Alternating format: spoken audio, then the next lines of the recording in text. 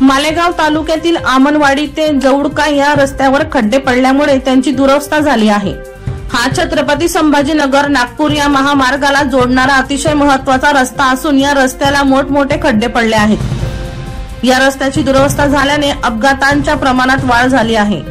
या रस्त्यावरून धावणारी वाहने नादुरुस्त होण्याचे प्रमाण वाढले आहे। परिणामी ठिकठिकाणी मोठे खड्डे पडल्याने या रस्त्याची चाळण झाली आहे।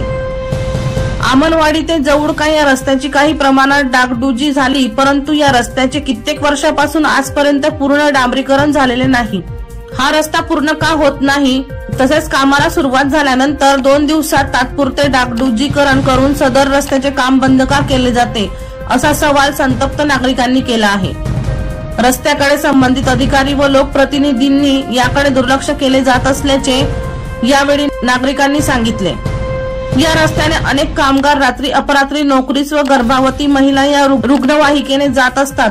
तसेच या रस्त्याचे हिस्र श्वापदाचा प्राणी नेहमीच वावरत असतो। या रस्त्याला विजेची सोय नाही, यामुळे नागरिकांमध्ये भीतीचे वातावरण निर्माण झाले आहे। त्यामुळे संबंधित अधिकारी व लोकप्रतिनिधी यांनी त्वरित सदरच्या रस्त्याच्या निकृष्ट झालेल्या कामाची चौकशी करून नवीन कामास सुरुवात करावी, अशी मागणी आमनवाडी ग्रामस्थांनी केली आहे। शुभम धवाले यांचा रिपोर्ट, न्यूज मराठी, जवळका, वाशिम।